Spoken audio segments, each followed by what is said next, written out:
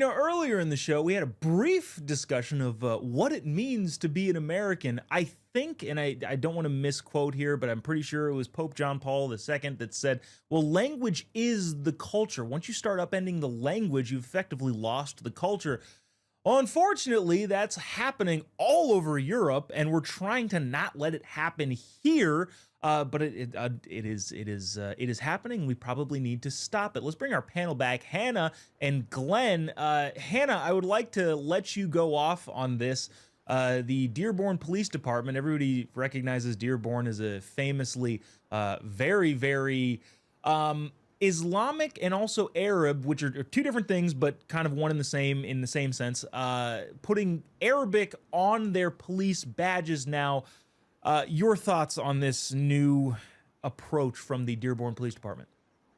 Yeah, oh man. Well, for the longest time, a lot of the left and most of the Democratic Party have said that they're going to come here, they're going to assimilate to our culture, it will be fine and dandy.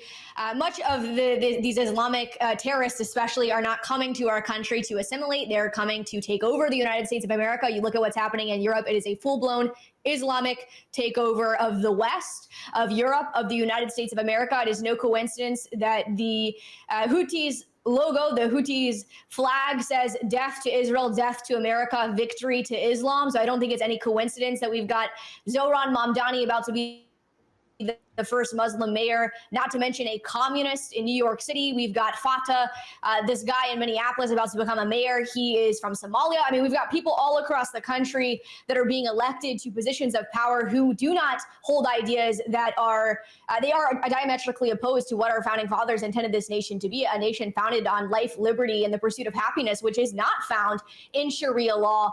So it's crazy to see all these things happening, but I don't think that it's any coincidence. And until we as the conservative movement, as Americans, really define what it actually means to be an American and who should be allowed to be fit for office, I don't think we're going to solve this. And for the audience listening right now, being an American is not just a piece of paper. Being an American is what your heart is saying. What do you believe in your heart? And for me, I believe an American would be someone who believes in what our founding fathers intended this nation to be, a nation founded on biblical principles, a constitutional republic where we, the people, are representing the public. So it's wild to see what's happening in Dearborn, Michigan, but I also don't think it's any coincidence. Hannah, I appreciate your comment, but I do have to correct you. I was watching MSNBC, and they told me that when they chant death to America, they're really just protesting the patriarchal society and the homogenous. I don't know. I'm trying to make a joke here, but yeah, there's no real way to defend that sort of language. Glenn, what are your thoughts here? Because again, my parents and my dad immigrated to the country.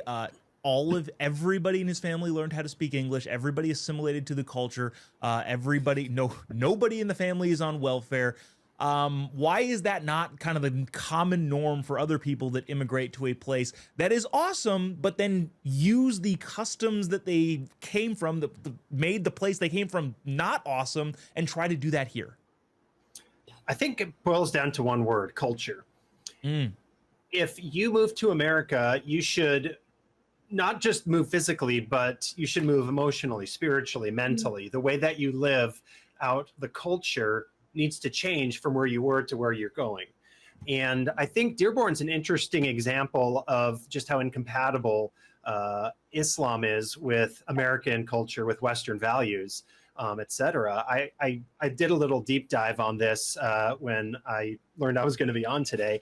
And Dearborn has been getting or receiving rather immigrants from Muslim countries since the 1920s, when the whole boom of building cars was happening with like Henry Ford and his plant there.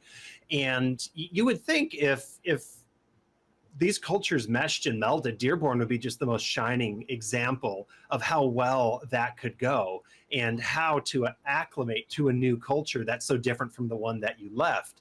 And it simply shows you how that's failing. It's a terrible failure. You think they would have just hundreds of families saying, here's how to learn English, here's how they do things in America, but they're fighting tooth and nail to preserve everything they left behind in their previous country. Yeah, I would wish anyone luck if they want to go to a country in the Middle East and demand that they put English on their law enforcement uniforms. I can't imagine you'd get too far.